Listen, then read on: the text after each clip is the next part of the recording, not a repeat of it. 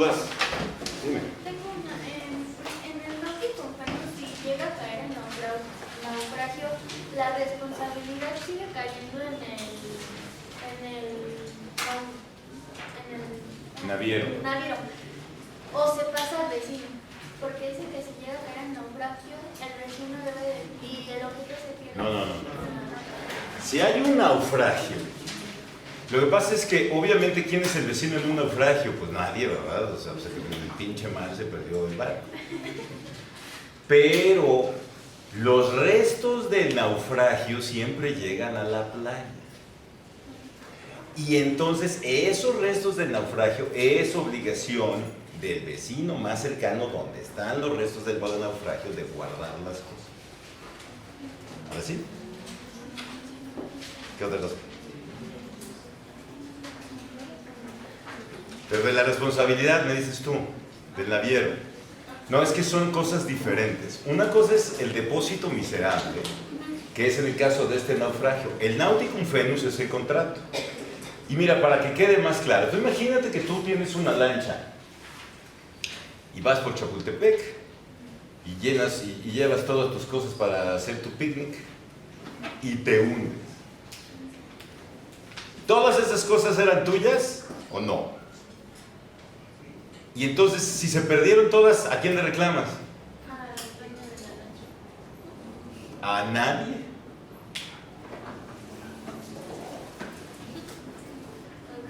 Porque el propietario siempre sufre la pérdida.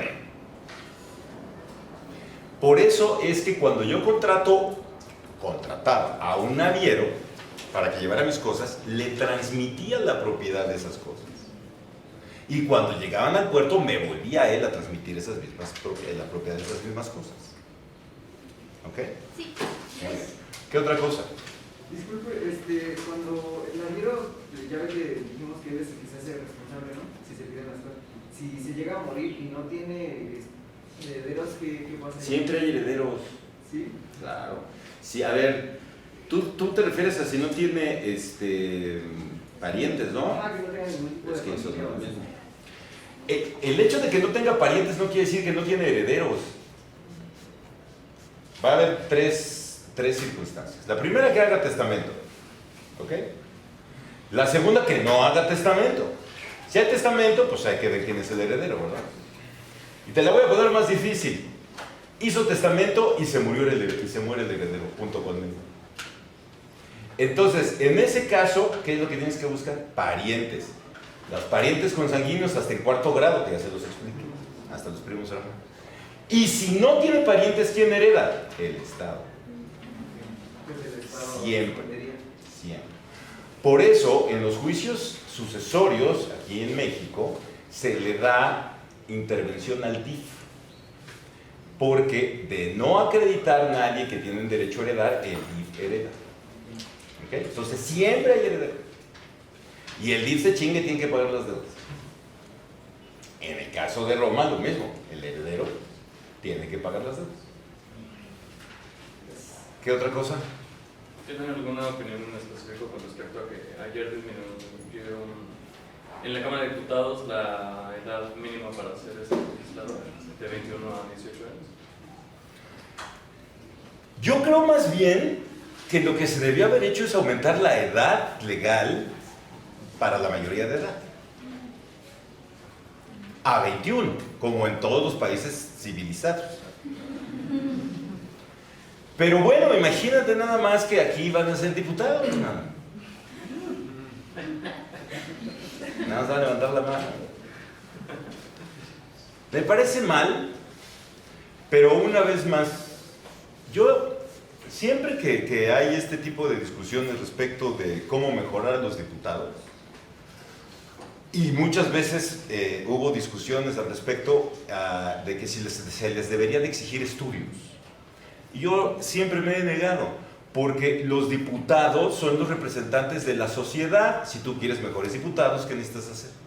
Mejorar la sociedad. Mejorar la sociedad.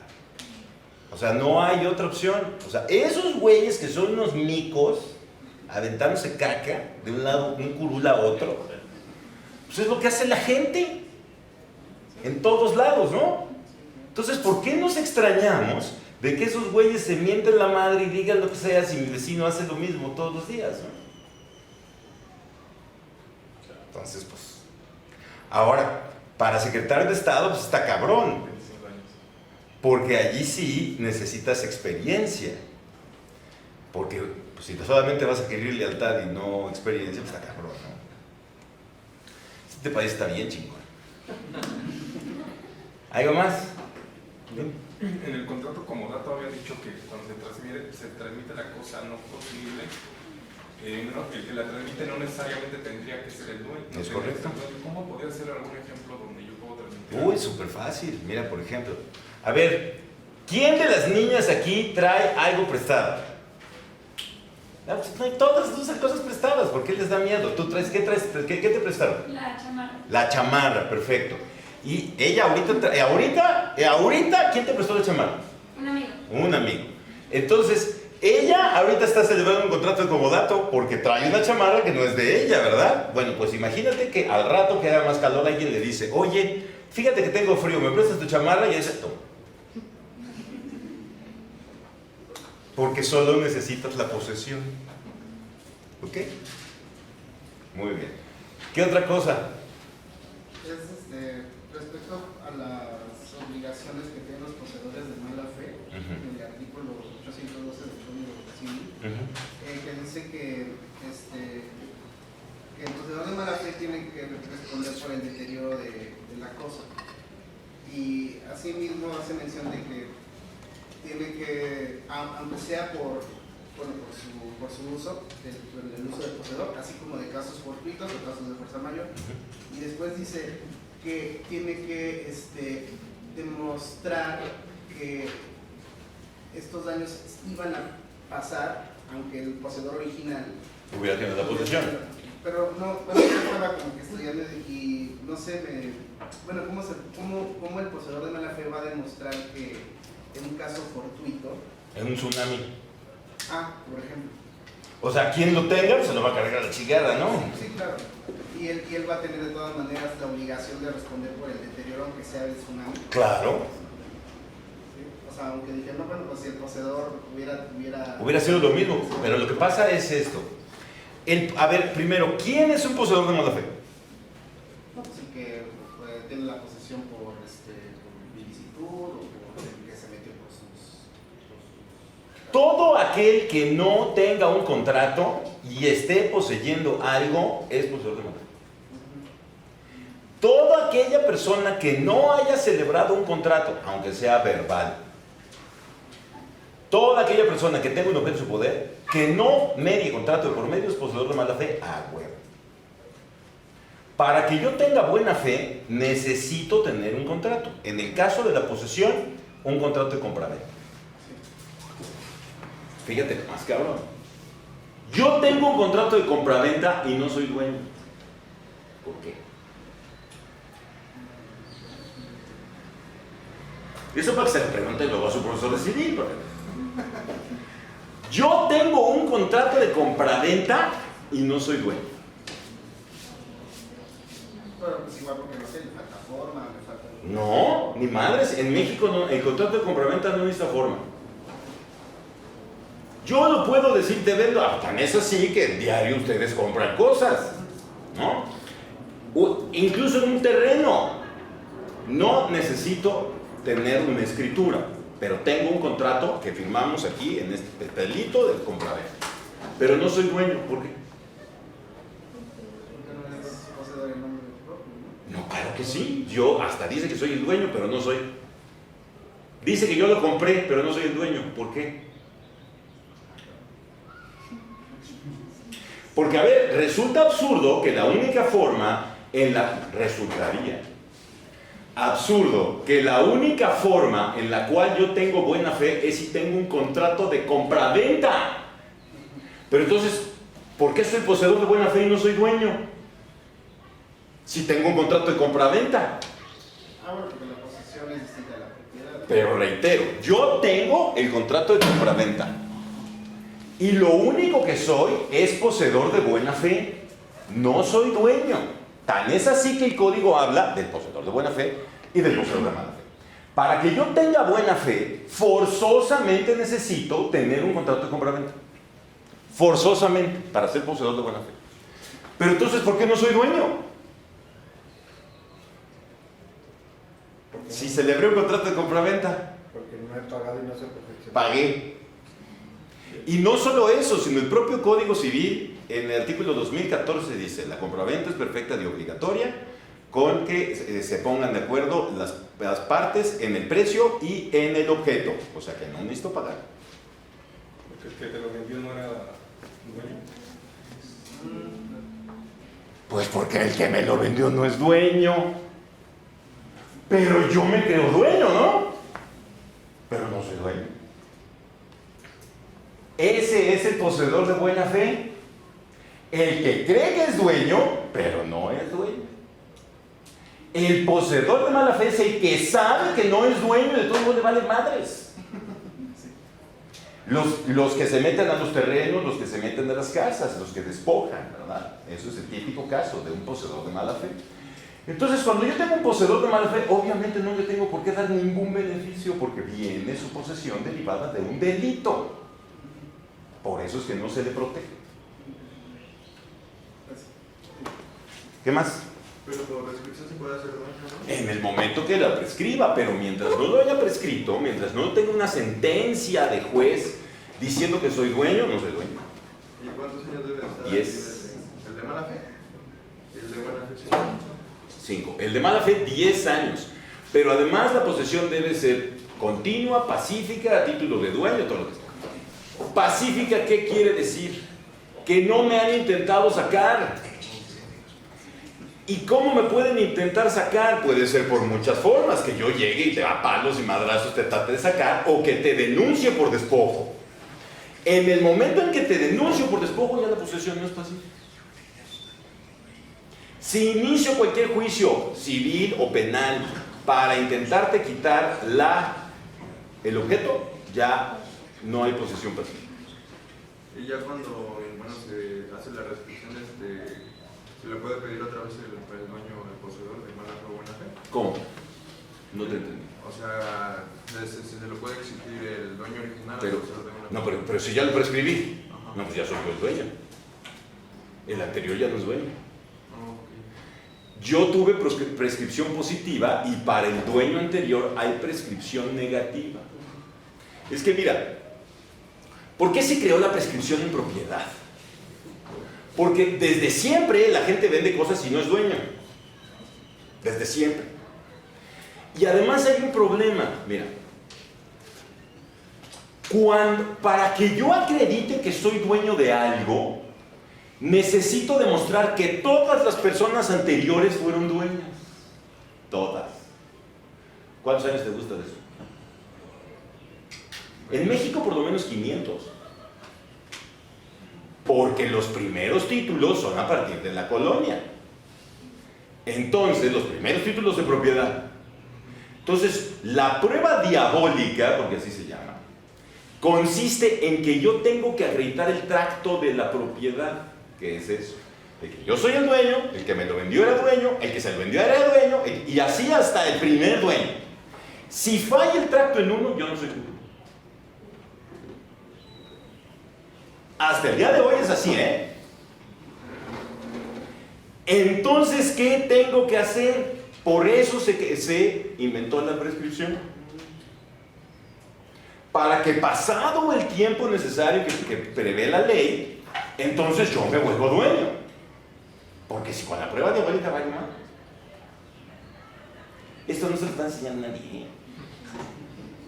Ni siquiera saben que existe la prueba diabólica. Aquí litigan arrendamiento. Bueno, grábenselo bien. Cuando hay juicios de propiedad, lo primero que, al defender yo, o tratar de quitar la propiedad a alguien, o defender la mía, lo primero que hay que ver es la prueba diabólica, que el tracto de las propiedades. Porque si falla el tracto, no es dueño. Y hay un registro de la... En el registro público de la propiedad, vas al registro público de la propiedad y hay una cosa que se llama folio real y ahí vienen registradas todas las operaciones. Y si una no está registrada, está el trato PERS. caso de que falle una, entonces la propiedad ya es como se brinca. Pues no necesariamente, porque ahí sí hay contratos que han dado la posesión a los demás dueños. No es el primero que llegue el agandalle. Pero en el caso de mi título ya trae un problema. ¿Cómo lo tengo que arreglar? Con una prescripción. Que en este caso sería de buena fe, porque yo sí compré y hasta tengo una escritura, pero sirve de una chingada. Que esa es otra creencia pendeja, el pensamiento mágico pendejo que hay en México. Por ejemplo, el primer pensamiento mágico pendejo que hay en México es: si obras bien, te va a ir bien. Eso no es cierto. Yo conozco un chingo de gente que ha obrado bien toda su vida y le voy a la chingada. Y conozco un chingo de gente que es un hijo de puta y le va a poca madre. Pues eso es una mamada, pero eso es pensamiento cristiano. Por eso es pensamiento mágico pendejo. Si me va bien es porque obré bien, no es. Pero bueno, entonces, en este caso de las escrituras, otro pensamiento mágico pendejo es que la propiedad es mi escritura. La propiedad no es mi escritura, la propiedad es mi derecho. En la escritura consta mi derecho, pero ese no es mi propiedad. ¿Qué pasa? Una ocasión, creo que se les conté el semestre pasado, a mi mecánico me habla y me dice: oiga, es que se me perdieron mis escrituras y se los encontró un cabrón y me dijo que si no le doy dinero iba a vender el inmueble. ¿Y qué hago? Mira, la próxima vez que te hable, le dices, por favor, que agarre la escritura, le haga rollitos, se la meta por el culo. Porque la escritura no te sirve por una chingada, es igual que una servilleta sucia. Si se me pierde mi escritura, ¿qué tengo que hacer? Dos opciones: o voy con el notario que me expidió la escritura para que me haga una copia, o si ya fueron muchos años, porque el notario no guarda los libros más que 5 años, entonces voy al Archivo General de Notarías y ahí me dan una copia. Así de difícil. Pero ese es el problema, que la mayor parte de la gente tiene creencias pendejas. Hasta los abogados. Pero bueno. ¿Algo más? Dime. Por ejemplo, bueno, no sé si recuerda que pasó unas zonas en que se metían ladrones a propiedades y decían que eran los dueños y no se hacían para sacar a los dueños originarios. Ese que se quedaban, vaciaban las casas y ya, ¿no? O sea, así llamaban a la policía, decían: oiga, es que se metieron a mi casa, me sacaron y están ahí adentro, y la policía como: no, pues que no lo puedo sacar porque tiene que demostrarme que la propiedad es suya y... Eso es cierto. Ahí como... Voy, contrato a Gabriel Regino y le digo: maestro, necesito por favor que saques esos pendejos. El maestro va a hacer una denuncia por despojo, por mi escritura, y los van a sacar de los pelos. Hay otra opción: contratar a un abogado civilista que pida la acción reivindicatoria con providencias precautorias. ¿Qué quiere decir eso? Que el juez, antes de que inicie el juicio, va a ordenar ciertas cosas. Como que me regresen la posesión. Y entonces con policía lo saco, pero con orden del juez o con orden del Ministerio Público. Oiga, y, o sea, esto ya fue un pensamiento mío. Porque le platicé a mi familia: ¿por qué no se metió así por así de que rompió la puerta o algo así? O sea, su casa. O sea, hubiera sido igual de válido, así de que... No, porque la Constitución dice que no puedes hacer justicia por propia mano. Y si yo hago, mira, vamos a poner otro ejemplo que no sea este que se están peleando. Tú imagínate que yo estoy rentando y ya perdí el juicio y ya viene la orden de desocupación, etcétera, etcétera, ¿no? Todas estas cosas que vienen en un juicio de renta. Y ya está la orden del juez de desocupación, pero todavía no se ha cumplimentado. Si llega el dueño y me cambia las chapas, lo meto a la cárcel. Con todo y que ya hay orden de juez, porque todavía no se ha ejecutado el juez y él todavía no tiene derecho a tener la posesión. Entonces, todo es una cuestión, hay que seguir el trámite para yo no meterme en problemas, más de los que ya traigo. Pasó con un terreno de mi papá en Guadalajara, ahorita está eso, que de repente lo encontramos bardeado. Yo dije, pues esto qué pedo, y ya salieron ahí la gente, y dice, no, pues es que esto es mío, no me digas desde cuándo. Claro, pues yo fui al Ministerio Público, inicié el juicio civil y lo saqué de los pelos antier. Me tardé 15 días. Nada más hay que saber hacerlo. Y no caer en la desesperación, ¿qué voy a hacer? Nada, pues todo en su trámite, rapidito y bien hecho. Nada más hay que saber cómo hacer. Dime. Y ahí los daños que pudo haber sufrido el inmueble, ellos los tienen que subsanar. Claro, obviamente, ellos tienen que pagar cualquier daño al inmueble. Y en este caso de su ejemplo, si la barda es útil, ¿se puede quedar con la barda? Ah, claro, pues es mía, pues está construido en mi terreno. Hasta las gracias les di, la neta, ¿no? Dije, no, tenía barda y ya tiene. Qué buena onda, ¿no? O sea, la verdad. Hasta le pusieron luz. Dije, no, pues precioso, ¿no? Pues esos rateros hay que agradecerles. Nada más porque yo no pude ir a la diligencia, pues si no los hubiera abrazado. Pero bueno. ¿Algo más? Bien. Recuerdo que mi maestra de acta nos decía que si tú abandonabas tu propiedad, o sea que no le hacías caso a algo tan, o sea, no te parabas ni un día ahí, si alguien te la quitaba no podías hacer nada. Y está bien pendejo. Mira. Abandonar la propiedad no quiere decir que no vaya a verla. Abandonar la propiedad quiere decir que renuncio a la propiedad. No que no vaya a verla, porque yo puedo tener una casa toda la chingada y con las ventanas rotas y etcétera y demás. Y de repente alguien se mete y dice, pues está abandonada. No, pues mejor no está abandonada, es mía. Entonces, ¿cómo que no? No, pues lo mismo que yo hice, porque ¿qué crees? El terreno no tenía barda, parecería abandonado. Pero sorpresa que llegó el cabrón y va fuera para todos. ¿Cómo que no puedes hacer nada? Claro que puedes hacer. ¿Ven por qué litigan arrendamientos profesores? No tienen ni puta idea de nada. ¿Quién más levantó la mano por acá? Yo, bueno, sobre la interpretación de la ley.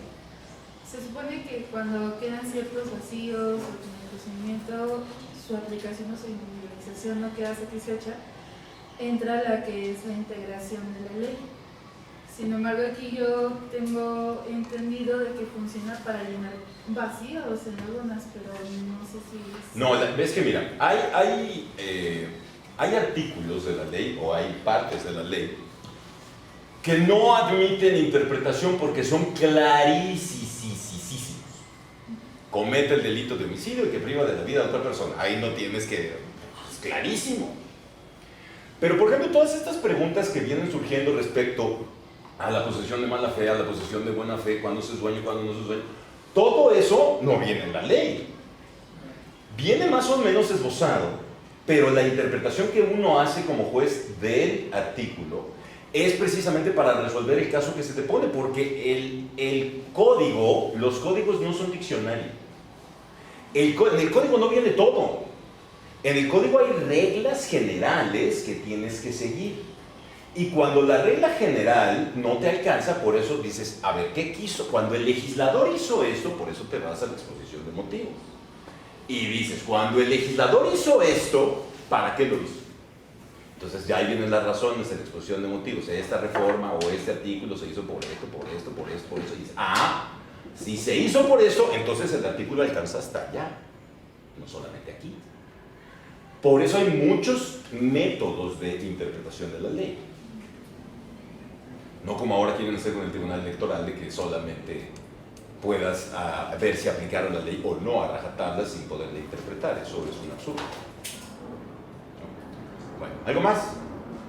Y en caso de los ejidos también puede ser propietario. ¿En caso qué? De los ejidos. Mira, de acuerdo a la reforma del artículo 27 constitucional, antes los bienes comunales y los bienes ejidales no se podían vender. Ahora, después de que se reformó ese artículo en 1994, gracias, no digas así, 90 y tantos. cuando se reformó ese artículo, entonces se cambió la ley agraria. Entonces, el comisariado ejidal o el consejo de los comuneros, la asamblea de comuneros, puede permitirle a alguno de los ejidatarios o a alguno, porque además cada ejidatario tiene una parte del ejido. Entonces, cualquiera de los dos le puede permitir al comunero o al ejidatario vender esa parte del ejido o de las tierras comunes. Ya se puede. Pero allí la escritura tienes que ir a Coret, que es de la Comisión de Regularización Territorial. Ahí es en donde vas para que demuestres que la asamblea te dio permiso de la compra de todo eso y ahí te expiden todo eso. ¿Ya ven que hay que saber hasta pinche agrario? Bueno, porque dicen, ay no, es para que quiero esa madre, pues, para comer bien.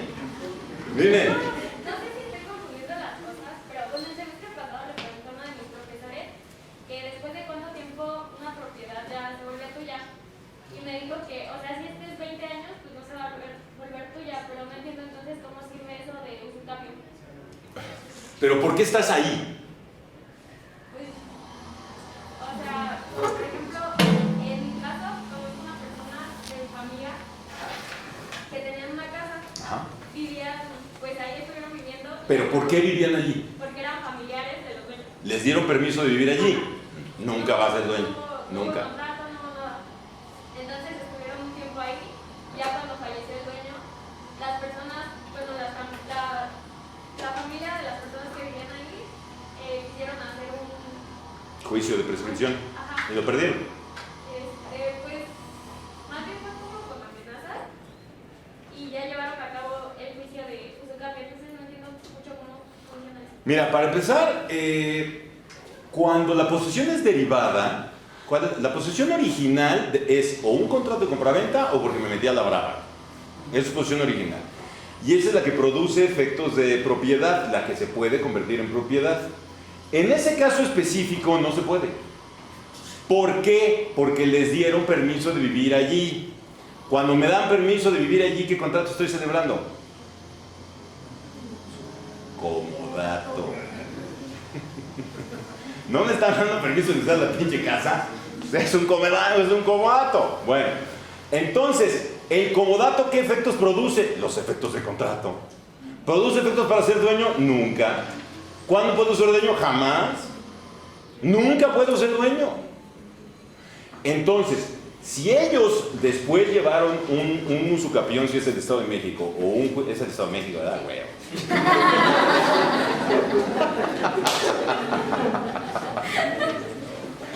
¿Cómo ven? No es en un detalle, ya sé de qué me están hablando sus pinches ranchos. Bueno, entonces, si llevó el juicio de usucapión diciendo que ellos tienen viviendo allí 20 años y solamente dicen eso y el juez les dio la propiedad, esa sentencia es nula.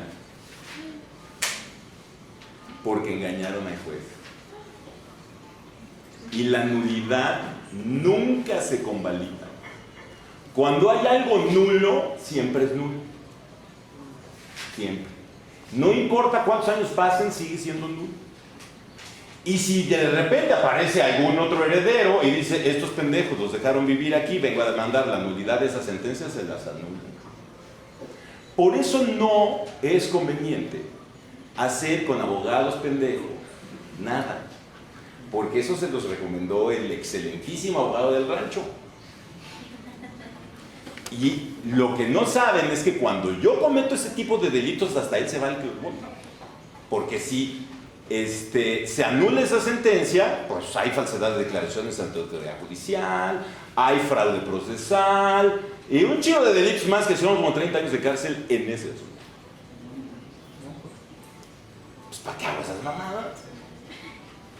¿Cómo puede demostrar que la otra parte que hubo un comodato? ¿Con testigos? ¿Con testigos? Y además fue un confesional. ¿Por qué vivías allí? ¿Por qué estuviste allí? ¿Cuánto tiempo? ¿Por qué vivías cuando estaba el dueño allí? Esos son presuncionales. ¿Desde cuándo? ¿El dueño anterior vivió junto contigo? Y pues te los chingas feo. Por eso no hay que hacerlo. Dime. Yo, bueno, también me sentí atrasada con otro caso. Apenas nos invitaron a mi familia a una fiesta y en lo que llegábamos, vimos por uno de esos edificios que construye el IBI. Pero todavía estaba en construcción, nosotros todavía estaba ¿Del IBI? Ajá. Y los otros trabajos ya estaban así terminados y había gente viviendo ahí que, pues obviamente, invadió, o sea, muy lógico. Y en ese caso, si el IBI lo reclama o así, o sea, se puede quedar ahí. Claro. El edificio no Sí. está terminado en construcción. Obvio. Claro que pueden. Son unos rateros que se metieron ahí a la mala. Pero bueno, no son dueños. Pueden llegar a ser. ¿Sí? Claro, porque nadie les dio permiso de entrar allí. Ellos se metieron a la mala. Y entonces, después de 10 años, dicen, yo tengo viviendo 10 años en este pinche jacalón y te demuestro con todo lo necesario, dame la propiedad y después se los ¿Y pueden funciona. terminar de construir y todo? ¡Claro! Claro que puedes terminar de construir y luego vendes los departamentos si quieres.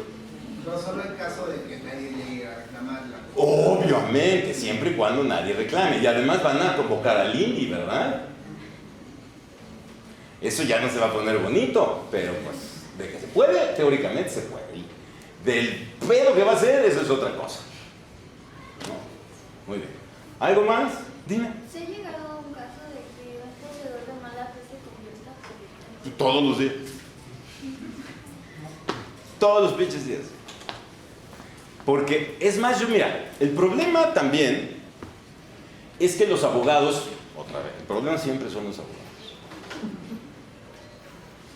Hay veces en las cuales no me alcanzan las pruebas que yo tengo para demostrar que la persona tiene buena fe. Porque el título de propiedad que yo le debo de exhibir, la causa generadora de la posesión al juez debe tener ciertas características que yo debo de saber. Por ejemplo, que el título sea de fecha cierta. Eso no quiere decir que esté la fecha escrita. Para que sea de fecha cierta es que yo fui a ratificar ese contrato con el notario o que se murió el que me lo vendió. En ese momento ya tiene fecha cierta el contrato. Pues resulta que no sé nada de eso, yo digo todas esas cosas y pierdo como pendejo y me dice el juez que no se me concede la propiedad. Yo siempre les pregunto, en este caso, cuando me vienen a ver luego a la oficina, y obviamente le digo al abogado, oiga, licenciado, si usted sabía todas estas cosas, ¿por qué inició un juicio de prescripción de buena fe? Y no uno de mala fe. No, pues no mames, o sea, también, güey, pues piénsale tantito. ¿Qué es lo mejor para tu cliente? Hay que saber qué tipo de acción voy a intentar, a ver si la voy a ganar o no.